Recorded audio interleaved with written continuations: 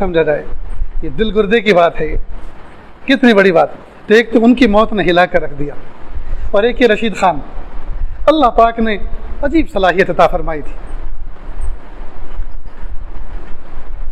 میرے یہاں ایک مرتبہ اپنے بیٹے کو لے کر آئے جو ڈاکٹر تھے, ڈینٹسٹ ڈاکٹر بنے, نعیم خان ان کا نام. جمعہ کی مجلس میں آئے, حضرت یہ میرا بیٹا ہے ڈاکٹر نعیم خان, ڈینٹسٹ ڈاکٹر بنا ہے, آپ دعا فرما دیجیے, اللہ پاک آپ کی آنکھوں کی ٹھنڈک بنائے اور دست شفا اس کو عطا فرمائے. وہ اپنے گھر, میں اپنے گھر. 3-4 دن کے بعد پھر وہ کسی کام سے آئے. 4 دن کے بعد کچھ باتیں ہوئی, جب چلنے لگے تو رخصت کرنے کے لیے دروازے تک پہنچا. کہا حضرت وہ جو بیٹا تھا نا نعیم خان, میں کہا ڈاکٹر نعیم خان, حضرت پرسوں اس کا نکاح ہو گیا اور کل میں نے اس کا ولیمہ بھی کر دیا. میں نے کہا بہت خوب, لیکن اس دن تو آپ نے ڈاکٹری کی دعا کروائی تھی, ڈاکٹر بننے کی, یہ تو نہیں بتایا تھا کہ اس کا نکاح بھی ہونے والا ہے, اس کے لیے بھی ہم دعا کرتے. حضرت اس وقت طے نہیں تھا. مگر ٹھہرو, آؤ واپس صوفے پہ لے کے بیٹھو, بتاؤ مجھے. میں نے یہ سوچا بڑے امیر ہیں, بڑے مالدار آدمی ہیں, چٹ منگنی پٹ بیا, پیسوں کی بنیاد پر سارے انتظام, کیٹرنگ والے بھی آگے ہوں گے اور گیدرنگ والے بھی آگے, سب کی سب ہو گیا ہوگا. کہ حضرت ہوا یہ کہ میں آپ کے پاس سے گیا, دوسرے دن میں اپنی سالی کے گھر گیا, اپنے ساڑو کے یہاں. تو جیسے میں گیا وہ تھے نہیں گھر میں, پردہ پڑا ہوا تھا. پردے کے پیچھے سے میری سالی نے مجھ سے کہا بھائی جان, جس وقت آپ کے یہاں نعیم پیدا ہوا تھا, میرے یہاں بیٹی پیدا ہوئی تھی, ہم دونوں بہنوں نے آپس میں یہ طے کر لیا تھا کہ ہم آپس میں مل لیں گے, یعنی جب بچے بڑے ہو جائیں گے تو رشتے کر دیں گے. تو اب آپ کا بچہ بھی فارغ ہو گیا, ڈاکٹر بن گیا, میری بچی بھی فارغ ہو گئی ہے تعلیم سے, تو اب کچھ طے کر لو. کہ آپ نے جو کچھ کہا میں اس سے یہ سمجھا ہوں کہ آپ اپنی بیٹی کو میری بہو بنانا چاہتی ہیں اور میرے بچے کو اپنا داماد, یہی نا؟ کہ جی ہاں. کہ اس میں کیا حرج ہے, ابھی منگنی کر لیتے ہیں, ابھی نکاح کر لیتے ہیں اور ابھی رخصتی کر لیتے ہیں. کہ بھائی جان مذاق مت کرو. کہ نہیں, مذاق کرنا میرا حق نہیں ہے, شرعی پردہ بیچ میں حائل ہے, میں کیوں مذاق کروں؟ میں جو کہہ رہا ہوں وہ کہہ رہا ہوں جو میرے رب کو پسند ہے. تو کہا دلہا کہاں ہے؟ کہ دلہا جب میں سے فون نکلا, بیٹا نعیم کہاں ہو؟ ابو گھر پہ ہوں. اپنی خالہ کے گھر کتنی دیر میں آ سکتے ہو؟ کہ حضرت ابو کہاں ہو آپ؟ کہ میں موسالی میں ہوں. ابو 15 منٹ میں. کہ آ جاؤ. وہ بھی آ گئے. اتنے میں وہ ان کے ساڑو بھی آ گئے. سلام کر کے وہ اندر گئے. بیوی نے کہا یہ ہوا ہے اور وہ لڑکا بھی آ رہا ہے, اب کیا کریں؟ تو وہ ذرا اور پیچھے گئے کمرے میں, اور خاندان کے کسی بڑے سے جس کی وہ رائے لیا کرتے ان کو فون کیا, ایسے ایسے رشید خان میرے ساڑو آئے ہیں, اہلیہ نے ایسی بات کہی, انہوں نے ایسی بات کہی, لڑکا بھی آ رہا ہے, اب کیا کروں؟ کہا اگر رشید خان جیسا تمہیں سمجھی مل رہا ہے اور رشید خان جیسے باپ کا بیٹا تمہیں داماد مل رہا ہے, بہت مبارک ہو, کر لو, جیسا وہ کہے ویسا کر لو. وہ آدمی بزرگوں کی صحبت یافتہ ہے, وہ ہٹے گا نہیں, ڈٹا ہے, اس لیے کر لو, ہمیں کوئی اعتراض نہیں. خیر بیٹھ گئے. وہ لڑکا بھی آ گیا. باہر نکلے, 2-4 لوگ کھڑے تھے, ارے بھائی آ جاؤ, کچھ نیک کام ہونے جا رہا, آ جاؤ. 10-12 لوگوں کو جمع کر لیا. امام صاحب کو بھی بلا لیا. بیٹے سے کہا بیٹا میری گاڑی کے ڈیش بورڈ میں کچھ پیسے رکھے ہوئے لے کر آؤ. اور امام صاحب سے کہا امام صاحب وہ سونی کو ذرا فون کرو, آج کے زمانے میں مہر فاطمی کی جو چاندی ہے اس کا کیا کیش بنتا ہے. 60-70 ہزار روپے اس زمانے میں بنتے تھے, سامنے گن کے رکھ دیے, یہ ہے مہر. امام صاحب نکاح پڑھاؤ. نکاح ہو گیا. اس کے بعد مبارکباد دی, سب گلے ملے. پھر کہا بیٹا نعیم اپنی اہلیہ کے ساتھ 1.5 گھنٹہ میں دیتا ہوں ان کو, 1.5 گھنٹے میں تیار کریں, اور اپنی اہلیہ کے ساتھ اور اپنی ساسو ماں کے ساتھ, جو آج سے تمہاری خالہ بھی تھی اور اب ساسو ماں بھی بنی, ان کو بھی ساتھ لے کر آؤ تاکہ اس کو الگ سے کچھ عجیب سا فیل نہ ہو. ساتھ میں اس کی ماں کو بھی ساتھ میں لگ. اور وہ چلے گئے. بازار گئے, 2-4 کلو ٹیما خریدا اور کچھ بسکٹ اور مٹھائی لی. رات آ گئی. صبح ہوئی, بچوں کو سب کو اٹھایا, گھر والوں کو کہا دیکھو فجر کے لیے جا رہا ہوں, میرے محلے کی مسجد کے اندر 20 سے 25 لوگ ہوتے ہیں, اتنی روٹی بنا لو, قیمہ بھون دو, پکا دو, دسترخوان سجا کے رکھو اور چائے گرم گرم بنا کے رکھو, فجر کی نماز کے بعد ولیمہ ہونے والا ہے. فجر کی نماز میں آئے, سلام پھیرا امام صاحب نے, کھڑے ہوئے, بھائی میں رشید خان, میرا بیٹا نعیم خان, رات اس کا نکاح ہو چکا اور ابھی ولیمہ ہے. امام صاحب, مؤذن صاحب, سارے مصلی میرے گھر تشریف لائے دعا کے بعد, اور ولیمہ کھا کے بچوں کو دعا دے. اب وہ تو چلے گئے انتظام میں. اب سارے لوگ جوتے چپل پہنے اور کہہ رہے بھائی کیسا نکاح, کیسا ولیمہ, کیا ہوا یہ؟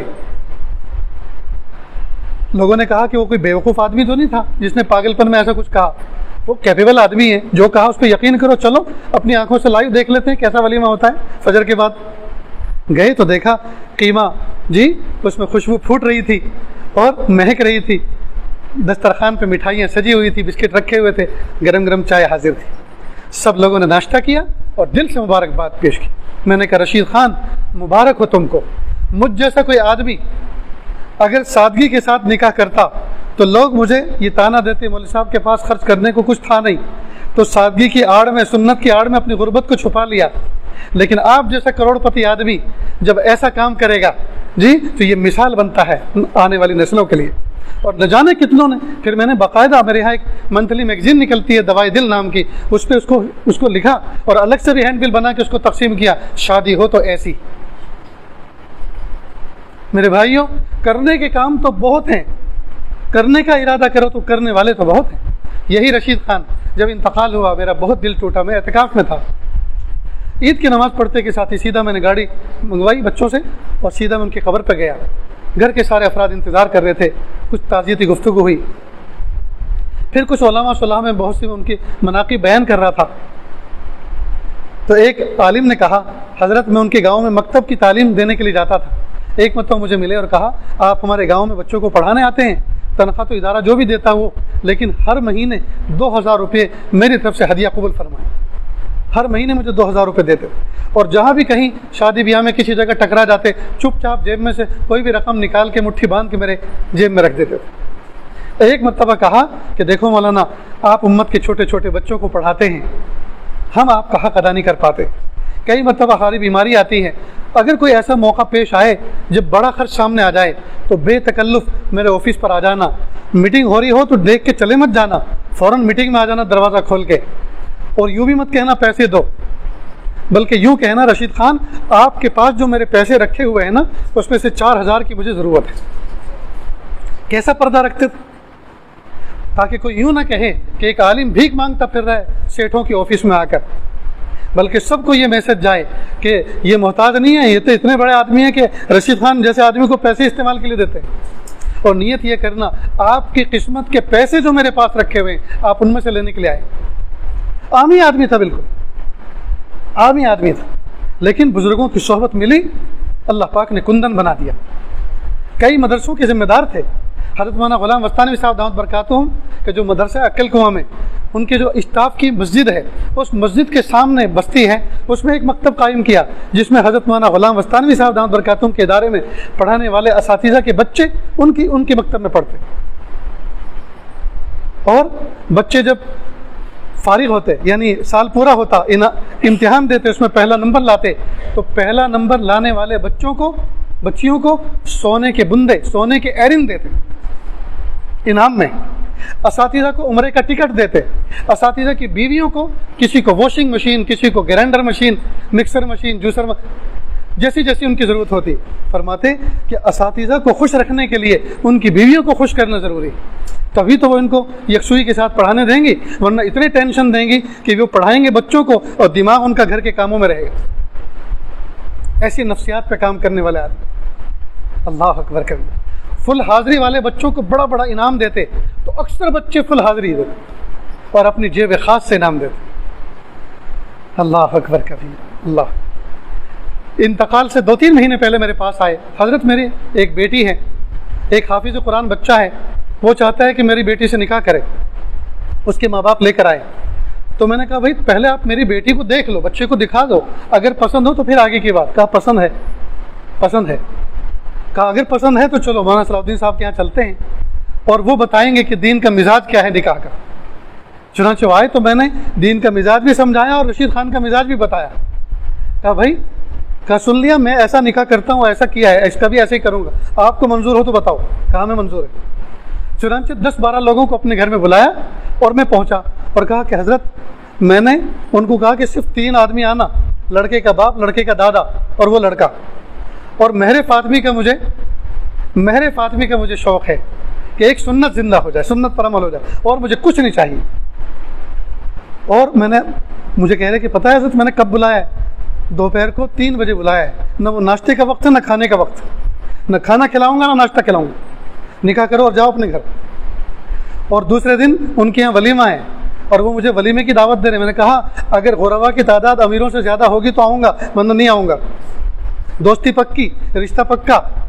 جی ناراض مت ہونا, بس میرا یہ سلوگن ہے, یہ میرا ایک اصول ہے کہ اگر غربا کی تعداد زیادہ ہوگی آؤں گا. غریبوں کو اگر پوچھو گے تو آؤں گا.